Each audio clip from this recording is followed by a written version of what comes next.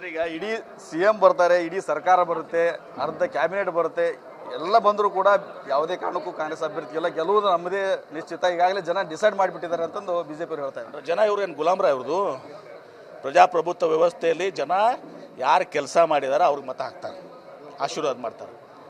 ಇವ್ರು ಹೇಳ್ತಾರಂತೆ ನಾವು ಕೆಲಸ ಮಾಡಿಲ್ಲ, ಹಿಂದುತ್ವ ಹೆಸರು ಮ್ಯಾಗ ಓಟ್ ಹಾಕ್ಸ್ಕೊತೀವಿ ಅಂತ. ಕೆಲಸ ಮಾಡಿಲ್ಲ ಅಂತ ಹೇಳ್ತಾರಂತವ್ರು. ನಾವು ಉದ್ಯೋಗ ಕೊಟ್ಟಿಲ್ಲ, ಮೋದಿಯವರು ಸುಮಾರು 12 ವರ್ಷ ಪ್ರಧಾನಮಂತ್ರಿ ಆದರು, 2 ಕೋಟಿ ಉದ್ಯೋಗ ಕೊಡ್ತೀವಿ ಅಂತ ಹೇಳಿದೀವಿ, ನಾವು ಕೊಟ್ಟಿಲ್ಲ. 24 ಲಕ್ಷ ಕೊಟ್ಟಿಲ್ಲ, ಆದರೂ ಓಟ್ ಕೇಳ್ತೀವಿ. Petrol rate, diesel rate, gas cylinder rate ನಾವು ತೊಗೊಂಬರ್ತೀವಿ ಅಂತ ಹೇಳಿದರು, ಅದು 2 ಪಟ್ಟು ಆಗ್ಯದ, ಆದರೂ ಓಟ್ ಕೇಳ್ತೀವಿ. ಅಚ್ಚೇ ದಿನ ಡಾಲರ್ ರೇಟ್ 60 ರೂಪಾಯಿ 95 ರೂಪಾಯಿ ಆಗ್ಯದ, ಆದರೂ ಓಟ್ ಕೇಳ್ತೀವಿ. ಈಗ ಚರಂಡ್ಯಾಗ ಪೈಪ್ ಹಾಕಿ ಗ್ಯಾಸ್ ತೆಗಿತೀವಿ. ಈಗ ಇದು ಬಿಜೆಪಿ ಗೆಲುವಲ್ಲ, ಹಿಂದುತ್ವದ ಗೆಲುವಾಗಲಿದೆ ಅನ್ನೋ ಮಾತನ್ನ ಚರಂತಿ ಬಿಟ್ಟು ಎಷ್ಟು ದಿವಸ ಹೇಳ್ಕೊತ ಹೋಗ್ತೀರಿ? ಏನು ಉಮೇಶ್ ಮೇಟಿ ಹಿಂದೂ ಅಲ್ವಾ ಅವರು?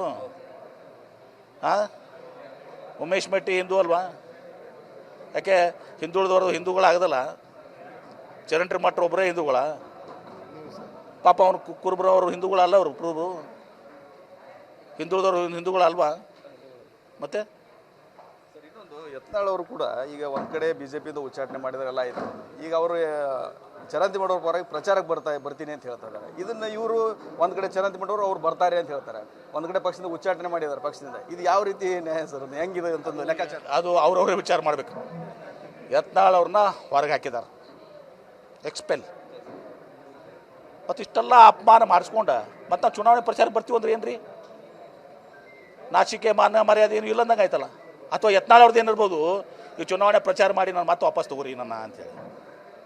ಹೌದಲ್ಲ? ಇಂಡೈರೆಕ್ಟ್ ಅಲ್ಲ, ಡೈರೆಕ್ಟ್ ಆಗಿ. ಯಾರು ನಿಮ್ಮ ಹೊರಗೆ ಹಾಕ್ಯಾರ ಅವ್ರ ಮ್ಯಾಗ ಸಿಡ ತಿರ್ಸ್ಕೋಬೇಕು ಇವರು. ನಾನು ಹೊರಗೆ ಹಾಕಿರಲ್ಲ, ಹೆಂಗೆ ಸೋಲಿಸಿದೆ ನೋಡಿ ನನಗೆ. ಯತ್ನಾಳ್ ಅವ್ರಿಗೆ ತಾಕತ್ತಿತ್ತಂದ್ರೆ, ದಮ್ ಇತ್ತಂದ್ರೆ ಅವರು ಇಲ್ಲಿ 2 ಉಪ ಚುನಾವಣೆಯಲ್ಲಿ ಅವ್ರನ್ನ BJP ಸೋಲಿಸಿದ್ರೆ ಅವ್ರಿಗೆ ಶಕ್ತಿ ಇದೆಯಪ್ಪ ಅಂತಾರೆ. ಆ ಕೆಲಸ ಮಾಡಿದ್ರೆ ಅವ್ರನ್ನ ಉಪಯೋಗ ಸಿಡ ತಿರ್ಸ್ಕೋಬೇಕು ಅವರು. ಅದನ್ನು ಬಿಟ್ಟು ಭಾಳ ಅಪಮಾನ ಮಾಡ್ಯಾರ, ಹೊರಗೆ ಹಾಕ್ಯಾರ, ಅವ್ರು ಚುನಾವಣೆ ಪ್ರಚಾರ ಮಾಡ್ತೀವಿ ಅಂದರೆ ನಿಮ್ಮ ಮಾನ ಮರ್ಯಾದೆ ಏನೂ ಇಲ್ಲಪ್ಪ ನಿಮಗೆ. ಇದ್ರೆಲ್ಲದ್ರ ಹೊರತಾಗಿ ಕಾಂಗ್ರೆಸ್ ಅಭ್ಯರ್ಥಿ ಗೆಲುವು ಖಚಿತ ಅಂತೀರಿ? 100ಕ್ಕೆ ಇದರೆಲ್ಲ ಹೊರತಾಗಿಲ್ಲ. ಕಾಂಗ್ರೆಸ್ ಪಕ್ಷನೇ ಗೆಲ್ಲುವುದು ಇರಲ್ಲ, ಎಲ್ಲಿ ಹೊರತಾಗಿರುತ್ತೋ ಪ್ರಶ್ನೆ ಇಲ್ಲ ಇಲ್ಲಿ.